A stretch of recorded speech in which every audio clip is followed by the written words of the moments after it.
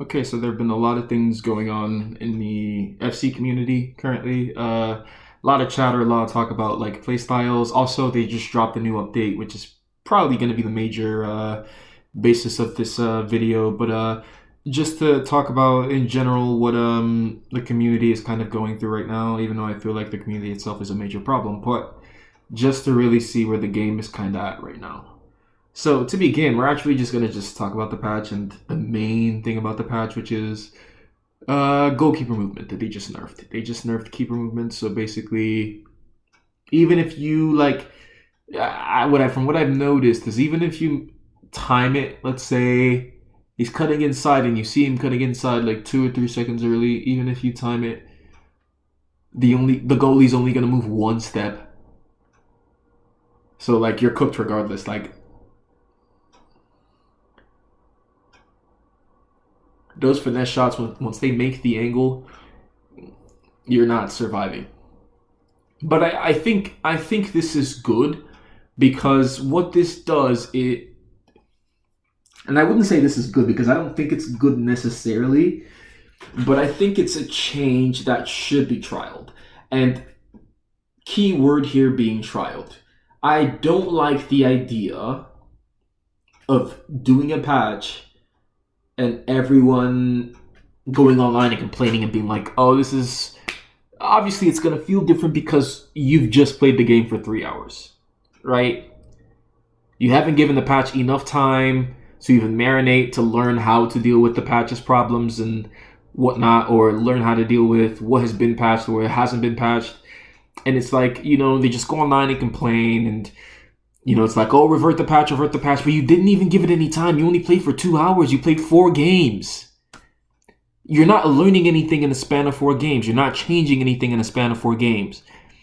Because I think the biggest problem with keeper movement for me that I noticed was sometimes as soon as I'm shooting, like I could drive and make the decision to shoot then, and they could move the goalie then when I'm shooting. Like, and because of how good, I don't know if you've played this game consistently, but the recovery speed of the AI tracking back into position is insanely quick. It's insanely quick.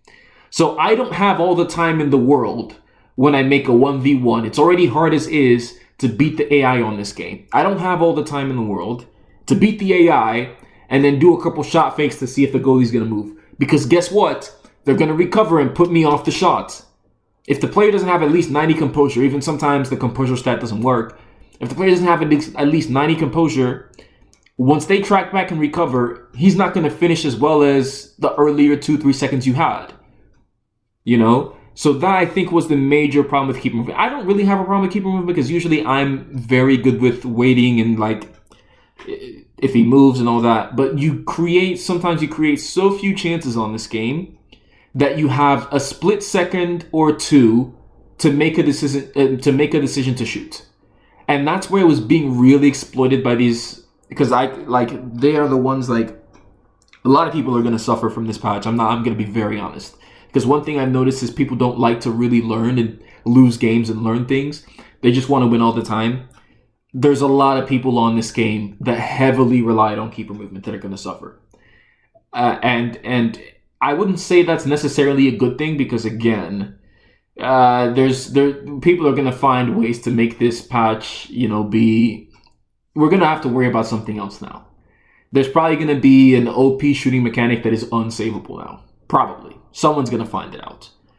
But the biggest thing for me is the guys who are really elite at keeper movement, because I see this argument of, oh, just shoot it the other way and you'll beat the keeper. I'm like, it seems like you guys aren't playing some of these damn near pros at keeper movement. Like some of the people you get to play with keeper movement, I can see why they're trialing this to be removed. I can see why.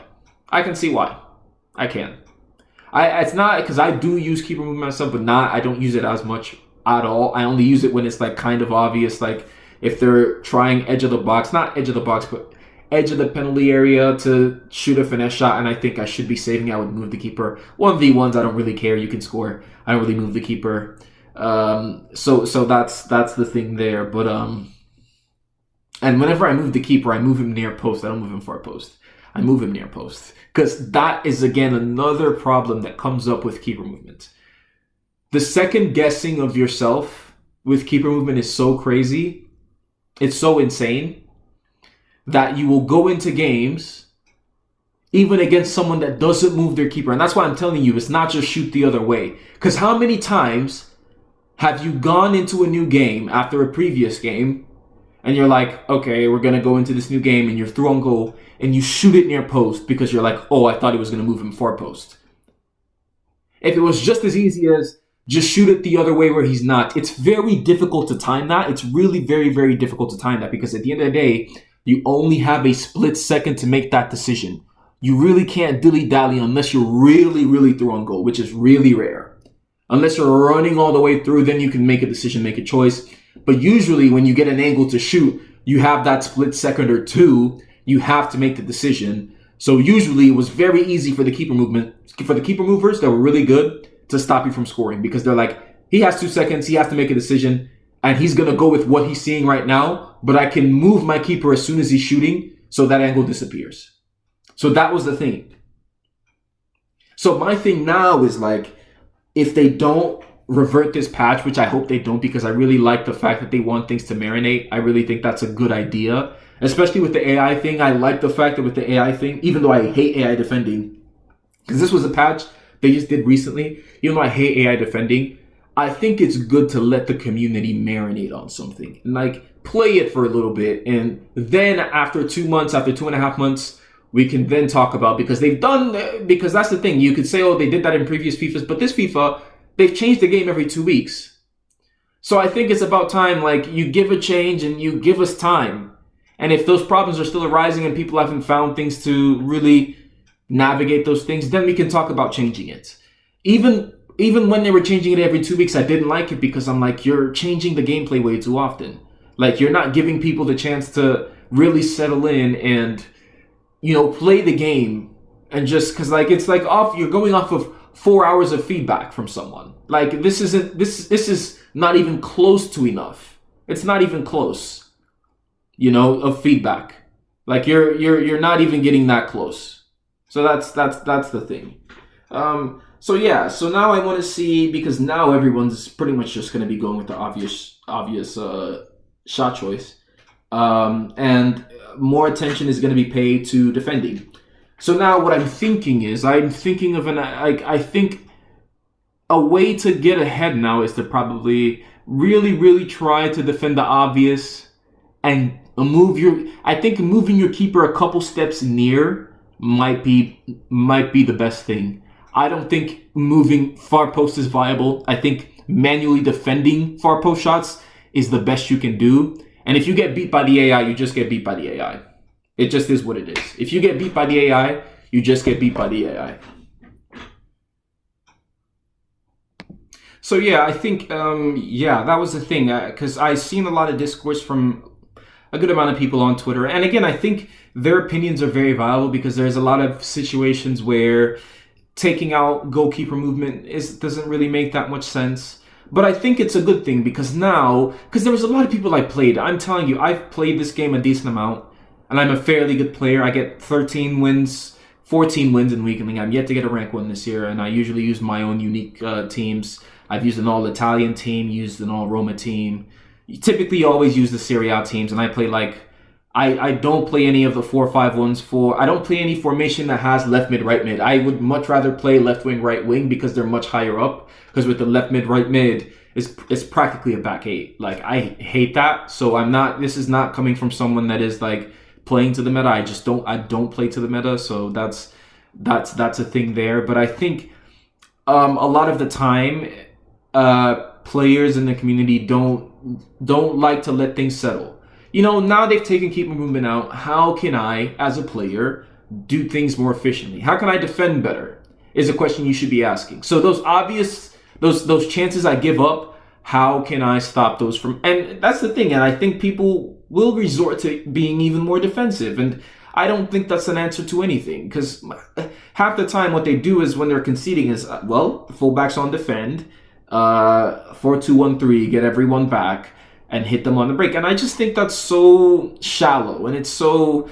And again, I'm not really hating on them. I just feel like, you know, like it would help you a lot more. So that way you can adjust the patches better and not just go on Twitter or wherever and talk about, oh, this patch is so bad. It can help you adjust the patches better when you actually want to learn, all right, what can I do now that this is going on? And, you know, stuff like that. Because I think all I'm just seeing now is, obviously, that's the thing. It's going to be different, man. You have to find a way to adjust to the different. That's the thing. Like, and I think it's so problematic being... Only people to me that can complain is the pros, because the pros need every bit of advantage they can get psychologically and all that. So if that can be a thing on the pro scene, that's fine. If you want, like, if they can do something where they have keeper movement in the, what's it called?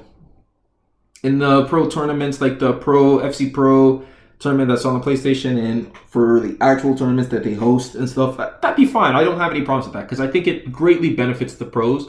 But for us, for the people that aren't pros and really aren't like playing for money, I really think you should learn different ways to play the game.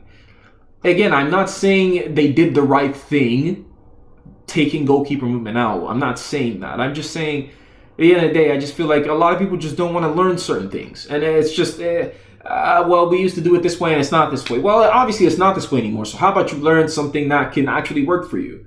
So that's how I see it, obviously. And I'm not saying this, it's going to affect everyone, because I moved my keeper too, exactly, to like at least some capacity, and it's going to affect me too. But I know for a fact that there were people who were creating an unfair advantage with this, and they would much rather do this than actively defend. So if this promotes people actually trying to defend and close those angles, I'm all for it. And then if you can beat that, then you should be able to beat the goalie if it's a clear one-on-one. And if the goalie makes the save, the goalie makes the save. It just is what it is, right? That's where I'm at with it. So, yeah, I mean, very frustrating for some of the guys who have done this for a while. And it's like, oh, it's just taken away. And it's going to be hard to learn things now. It's going to be very different, very difficult. I get that. But just please give it a chance. Like, just please do, honestly. Like... Because, man, like, we as a community never give things a chance, man. We never do. And again, the best FIFAs we've played didn't have keeper movement. It just wasn't a thing. So I think, I really think as a community we need to give this a chance. I really do. I really believe we should give it a chance. So that's kind of my take on it. That's where I'm kind of going with the recent update that they put out. So that's my thoughts on that. Yeah, and then regarding the game in general, I have a very interesting gripe with playstyles. And it's not just a regular gripe, because I'm not saying... I mean, it would just be best if they were removed, but I think it's a very good idea, and I don't think it's just, oh, remove it. You know, I think there's a way you can work around it, but we've played this game with playstyles for a long time to really know what's going on here. And again, I saw this video on Twitter that talked about how, oh, now every shot's going to be going in, and he was like, guys, your gripe is not with keeper movement. Your gripe is with the playstyles. And I completely understood what he was saying. Completely. I completely understood what he was saying. I completely did. I mean, you might not agree with that fully. You might not. But yeah, I completely agree with that. Not completely, but I agree with that sentiment, because obviously, like, the problem now is, like, it's going to be way harder to save the finesse shots and save the low drivens. Those are the two major things now that people are going to really struggle conceding a lot more of. And even myself included, I'm going to concede.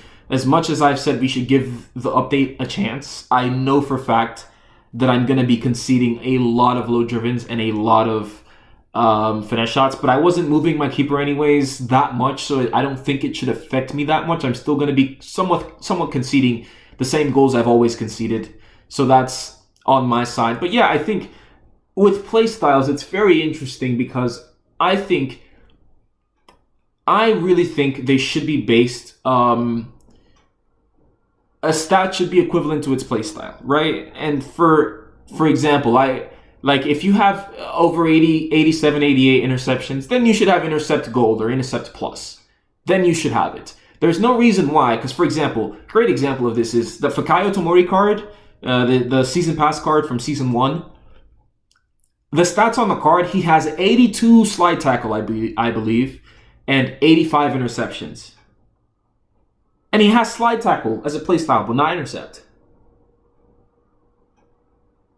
It's really weird. It's really, really weird. Like, how is that even a thing? Like, 82 slide tackle, 85 interceptions, but he doesn't have the intercept playstyle, but he has slide tackle.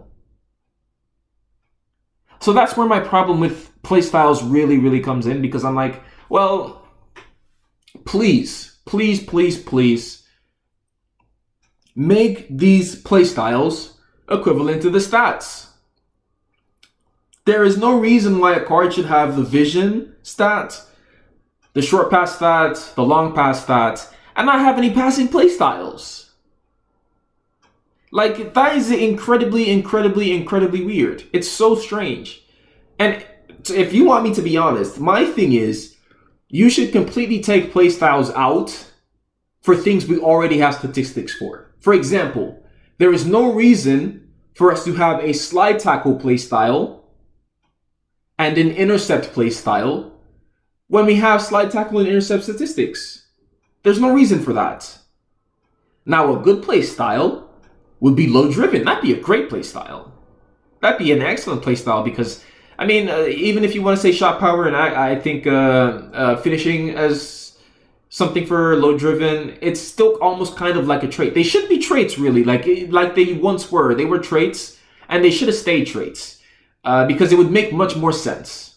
Because if someone had a slide tackle trait, it would be an AI thing, right?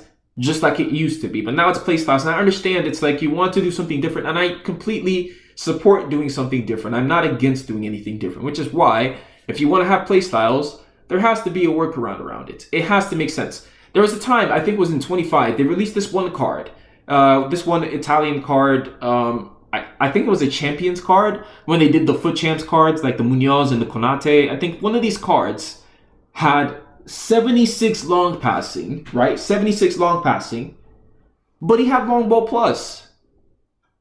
And I'm like, how does that even make sense remotely? How does that make sense?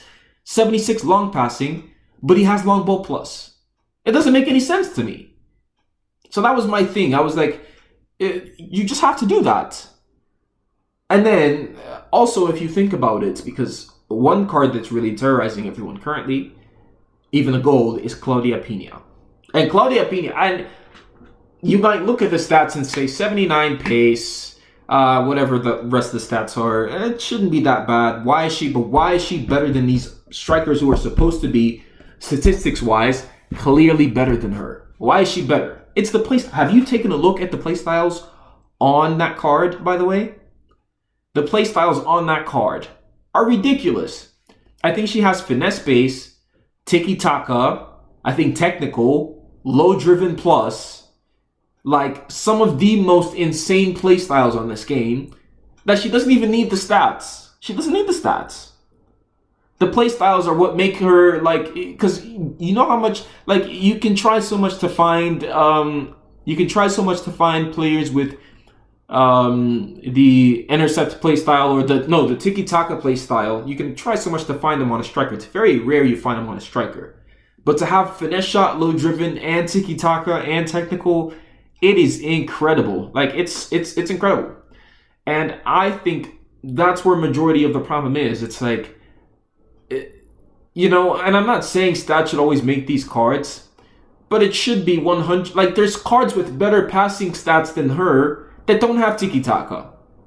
Like, better finishing, don't have low driven. And it's just given, like, I think, for example, low driven she can have because I don't think that's a thing that the statistics on the game can quantify. So if that's like a trait, you can have it as a playstyle, fine. We've already went over that. But for the other things, I don't know why these other cards with greater stats don't have the equivalent. don't have the tiki takas, don't have that. And yeah, that's one thing that really bothers me. You could also say oh,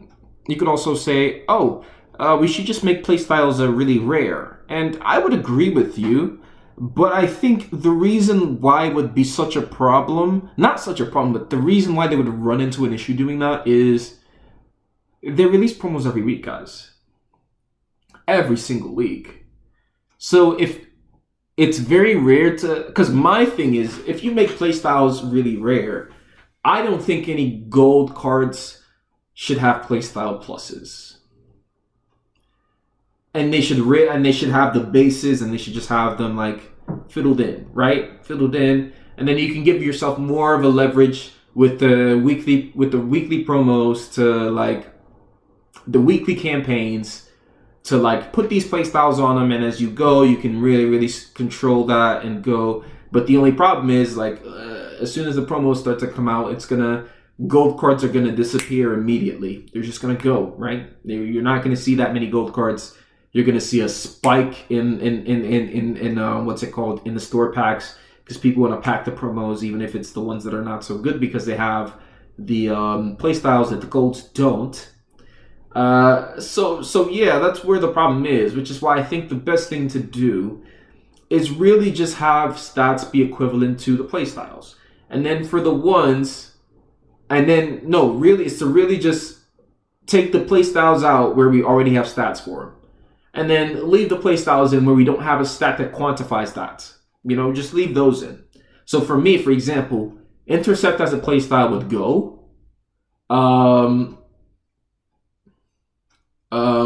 Slide Tackle as a playstyle would go. Potentially Aerial Fortress would go. And yeah, so many more I can't really think about because there's a ton of playstyles that would leave, right? There's a ton of them that would leave. And then you can have the ones that really don't get quantified, like Dead Ball would leave, right? Because Dead Ball would just be quantified by your curve, your free kick accuracy, and all that, right? Dead Ball would leave. So that's the thing, right? That's the thing. And then Tiki Taka, your short passing stat would take care of Tiki Taka. So that way we can have more consistent passing, and I don't need Andrea Pirlo to have Tiki Taka for me to be able to pass a ball with him, right? That would solve that. But I don't know if EA is going to do this. I don't think they're ever going to do this, because I think this is a very good way for them to sell packs. So many playstyles. You can give the same card 3 different cards because he has 3 different playstyles. You can do that. So that's just the thing, right? I can't really fight that. But my opinion on that is really like, either you make playstyles pluses extremely rare, or you just take like the ones we have stats for, just take them out the game. Take them out the game, and let's just have the other play styles for what we don't have stats for, right? So that's my whole spiel here. That's my whole spew, to be honest. Just give the patch some time. I know it's not the most ideal patch because they've done nothing about AI defending, but we're still trying to give all that some time, right? Because we haven't done that this year. It'd be best if we do that. Give it a month, and it's good. They said we'll revisit in January for the AI thing, because it's like, okay, yeah, let's go back and revisit that when we can, right? And I think that would be a good thing. So give it some time, and then if things aren't working out the way we wanted to, then they can always go back and revert it or change it to a more consistent capacity, right? We can always do that. So that's my take on it, and that's pretty much what I'm thinking so far. So yeah, if you really enjoyed the video, it'd be great if you subscribed. It really doesn't take anything to subscribe. I really want to put more videos out because I play this game a lot. I watch also a lot of football, so I think this is something that because they always tell you should pay attention to the things you do the most, and I'm trying to do that currently. So likes would be appreciated, subs would be appreciated. But yeah, great video. Thanks, guys. See you guys next time.